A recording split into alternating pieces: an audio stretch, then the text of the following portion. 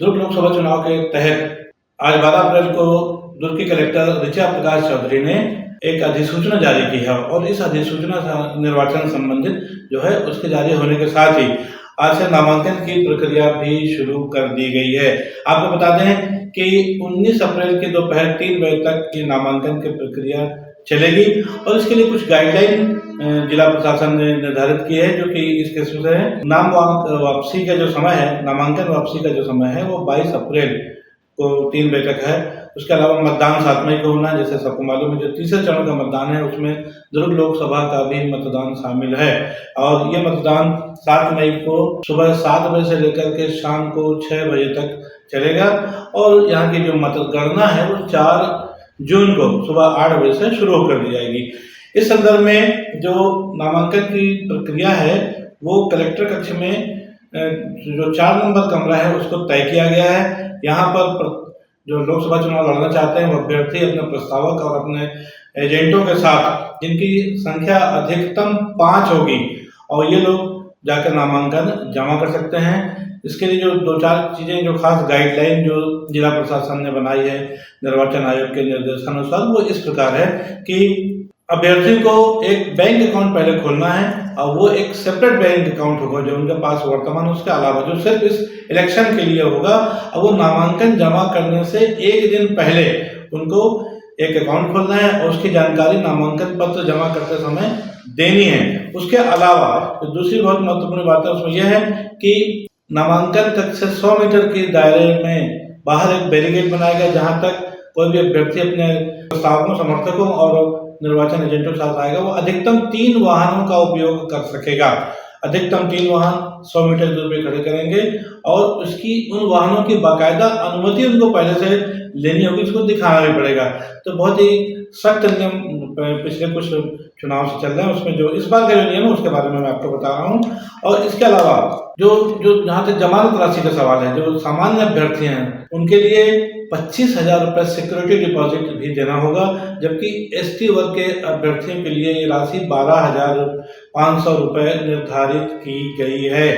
और इसके अलावा नामांकन फॉर्म प्राप्त करने के लिए नोडल अधिकारी राघवन जी को बताया गया है, वो या उनके द्वारा नियुक्त कर्मचारी से नामांकन प्राप्त किया जा सकता है। इसी तरह मतदाता सूची का जो अवलोकन करना है उस संदर्भ में आपको एक अन्य नोडल अधिकारी आदित्य कुंजाम से मुलाकात करनी पड़ेगी, वो उसमें आपकी मदद करेंगे। साथ ही साथ एक जो चुनाव के दौरान जो खर्च करने की समय सीमा इस बार बढ़ा दी गई है और ये 95 लाख रुपए अधिकतम कोई भी अभ्यर्थी अपने लोकसभा के चुनाव में खर्च कर सकेगा। ये सामान्य सी छोटी छोटी जानकारियां हैं जो कि इस साल लोकसभा चुनाव के लिए जो अभ्यर्थी हैं उनके लिए जिला प्रशासन ने आज बाकायदा इसकी घोषणा की है। अब एक खबर जो है शराब कारोबार से जुड़ी। जैसे कि आपको मालूम है कि 11 अप्रैल की सुबह प्रदेश के पूर्व मुख्यमंत्री भूपेश बघेल के करीबी पप्पू ढिल्लन, पप्पू बंसल और विजय भाटिया, इन तीनों के निवासों पर छापा मारा गया था और अब तक की जो 24 घंटे के बाद की जो परिस्थितियां समझ में आई उसमें अभी तक वो कार्रवाई पूरी नहीं हुई है, ऐसा बताया जा रहा है।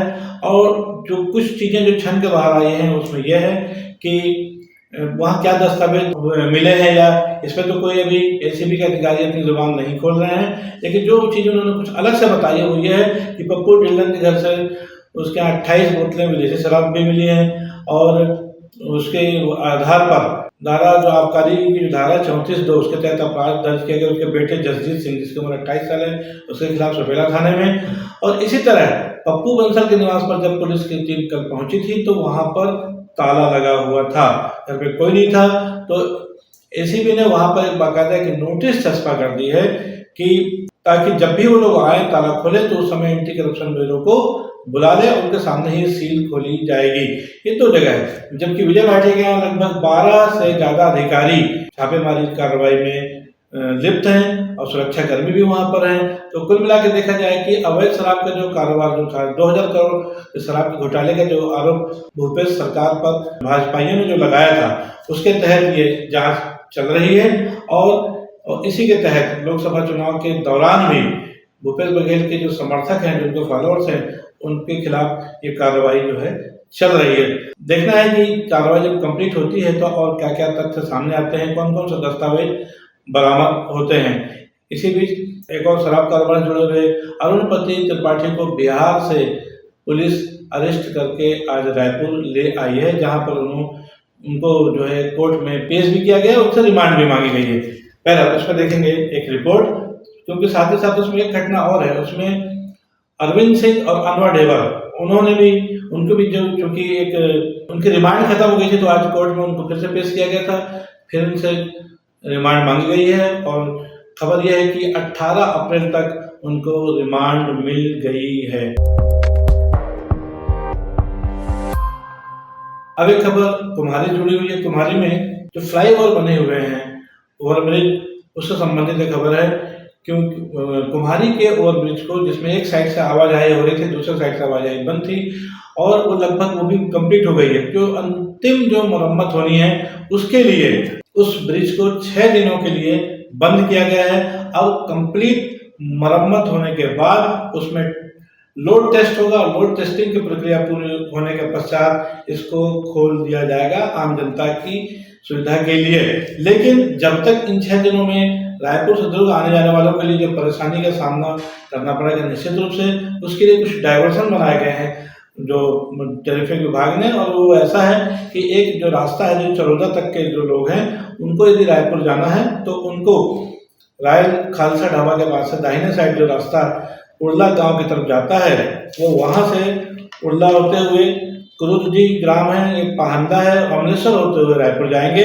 वही जो पावर हाउस है, दुर्ग साइड से जो आने वाले लोग हैं, या तो वो रिसाली होकर के जाएंगे अमलेश्वर होते हुए, या फिर भिलाई 3 में सिरसा गेट के पास वहां से दाहिने से मुड़ करके पटरी पार करके मोतीपुर होते हुए रायपुर जा सकते हैं। ये व्यवस्था यातायात विभाग द्वारा बनाई गई है, जारी की गई है, और आम लोगों से अपील की गई है कि इस जो डाइवर्टेड रूट है उसका उपयोग करें, अपना समय बचाएं और अपना ईंधन भी बचाएं।